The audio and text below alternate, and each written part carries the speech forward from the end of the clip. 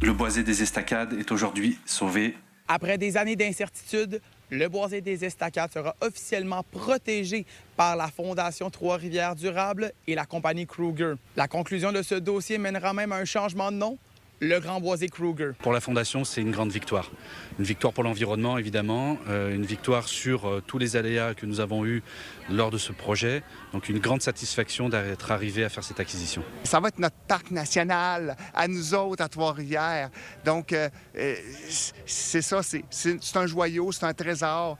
Prenons-en soin pour qu'il soit encore beau, accueillant, agréable à fréquenter pour les générations futures. Bien, en fait, c'est une victoire d'un mouvement citoyen qui a commencé en 2018. On est très contents, surtout que c'est l'effort de dizaines et de dizaines de personnes de Trois-Rivières qui ont finalement abouti à ce qu'on a vu aujourd'hui ce matin. Au-delà du débat concernant son avenir, le Grand Boisé Kruger représente 3,2 millions de pieds carrés.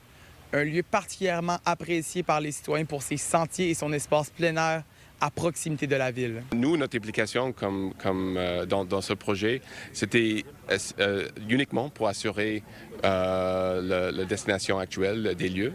Et d'être copropriétaire, pour nous, était une façon de le faire. La protection de l'environnement, c'est essentiel pour notre bien-être. Avoir des espaces verts où marcher, où se ressourcer, c'est primordial pour la santé mentale, mais aussi pour la santé tout simplement de la ville, avec des îlots de fraîcheur comme celui-là. Nous sommes un organisme de conservation, donc nous faisons ce geste d'acquisition et ce sera conservé pour toujours. C'est l'aboutissement d'une mobilisation majeure que j'ai vue dans ma carrière politique, c'est la plus grande. Sans les citoyens, sans le corporatif Desjardins, Kruger, sans les élus municipaux, on ne serait pas arrivé à ça. Pour concrétiser cette vente, la ville a investi 1,3 million de dollars. La Fondation Trois-Rivières Durable et la compagnie Kruger deviennent copropriétaires de ce boisé avec un objectif clair: le préserver pour les générations futures. Donc finalement, on a réussi à trouver un accord avec les propriétaires pour faire l'acquisition à un montant de 2 625 000.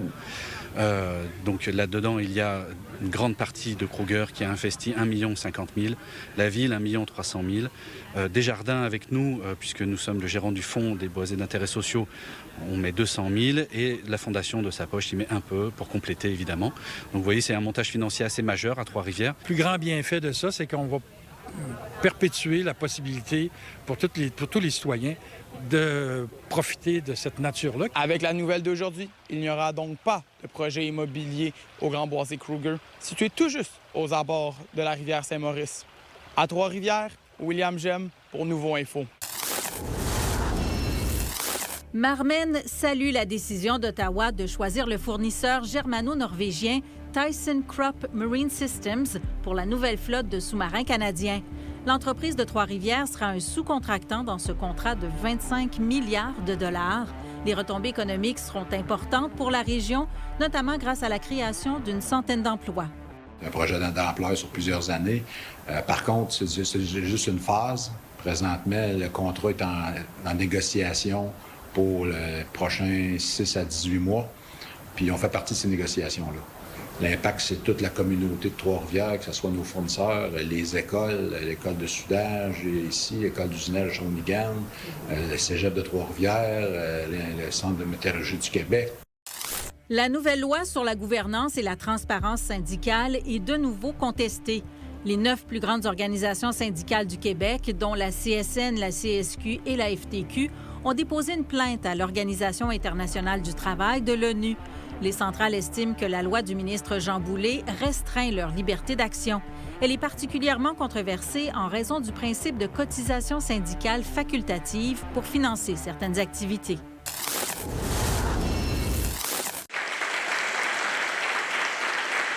Dès septembre, l'église multifonctionnelle de Bécancour laissera place à une toute nouvelle vocation. C'est ici que l'organisme Entraide Bécancour accueillera désormais ses citoyens pour son service de distribution alimentaire. Puis une très belle annonce. On a fait l'acquisition de l'église multifonctionnelle de Bécancour le 25 mai 2026, donc c'est récent. On avait des projets. Notre projet principal était de réunir, de regrouper sous un même toit tous nos services en aide alimentaire. J'ai toujours eu un grand attachement pour Entraide Bécancour.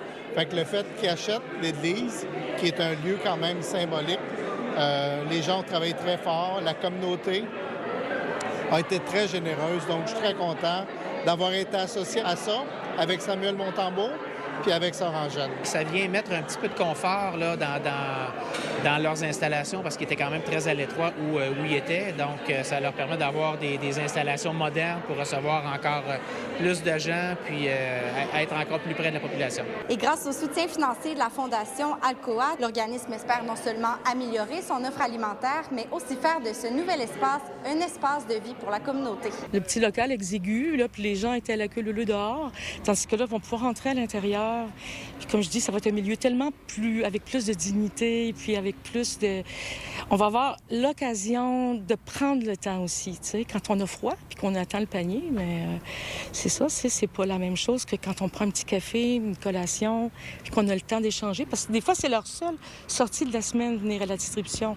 Donc, pourquoi pas en faire un beau moment? Puis, on aimerait également que les paniers soient bonifiés avec des produits de la région, des producteurs d'ici. C'est un don financier de 100 000 $. On travaille ensemble depuis presque un an avec Entraide pour justement bâtir cette nouvelle étape de tout ce qui est la chaîne d'approvisionnement, toute une nouvelle façon de répondre aux besoins des citoyens de Bécancour. Donc, pour nous, ça vient répondre à toutes les lignes directrices de résilience communautaire de la Fondation Alcoa. On est fiers d'être partenaire d'Entraide Bécancour. On est fiers de voir la capacité de mobilisation justement qu'il y a Entraide Bécancour et qu'il y a autant de partenaires qui embarquent aussi dans cette démarche. Les travaux débuteront à la mi-juillet et se poursuivront jusqu'à la fin août. L'organisme sera prêt à accueillir les usagers dès septembre. À Bécancour, Coralie Morancy pour Nouveau Info.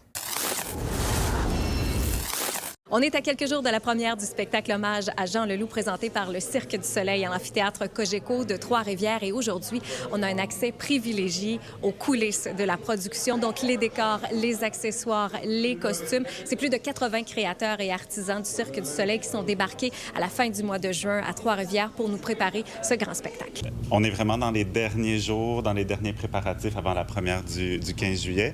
Donc, on est en processus de validation avec les artistes. On fait les dernières retouches. Cette année, j'ai eu le privilège d'accompagner l'équipe de création à monter un premier bilan d'éco-conception. Donc ça a fait qu'on s'est intéressé à l'ensemble des éléments de création, donc décors, costumes, accessoires. La grande majorité sont réemployés. Sur le projet de Jean Leloup, ça a vraiment bien tombé parce que notre concept qui est très défraîchi, c'est des souffrants qui sont... Il n'y a rien de propre, tout est magané. Donc ça, on s'est dit que ça va nous aider pas mal. Par exemple, avec les Grands Ballets canadiens, on a fait une collaboration. On a pu récupérer plus de 150 livres de costumes qui étaient destinés au déchiquetage, tout simplement. En amenant cette contrainte d'éco-conception à l'équipe, qui n'est pas vraiment une contrainte parce que tout le monde a embarqué avec plaisir, mais ça a forcé la créativité sous un autre angle. Une des demandes qu'on avait de Jean Leloup, quand on l'a rencontré au début, c'était qu'il y ait un corbeau dans le show. C'est la seule affaire qu'il a demandé. Fait qu'on a travaillé, nous, sur un personnage avec les costumes. Les costumes nous ont demandé de faire les ailes du fameux corbeau. Puis les ailes, il n'y a aucun achat là-dedans. Ça a tout été fait avec des restants que j'avais à l'atelier. Ça donne un objet qui est vraiment beau à voir sur scène. Quand il porte ça, c'est magique. Donc, on a vraiment approché l'esthétique de tous nos maquillages de façon instinctive, un peu comme un geste radical d'un enfant qui fait un dessin pour la première fois et qui veut décider de changer d'identité pour la soirée. Combien est-ce que d'artistes qui doivent apprendre comme ça à se maquiller? Alors, on a 27 artistes qui font tous un look original à tous les soirs et qui ont aussi une intervention de cheveux quelconque, vraiment pour leur permettre d'incarner leur personnage super original à tous les soirs. En fait, la dramaturgie du spectacle est basée sur la chanson Le Dôme de Jean Leloup. Il y a beaucoup de descriptions de personnages, d'ambiance, de textures, de couleurs. Ça a vraiment été notre point de départ pour faire la création de nos premiers personnages. À chaque année, on espère. Il est dans notre liste de top, puis ça marchait pas, ça donnait pas.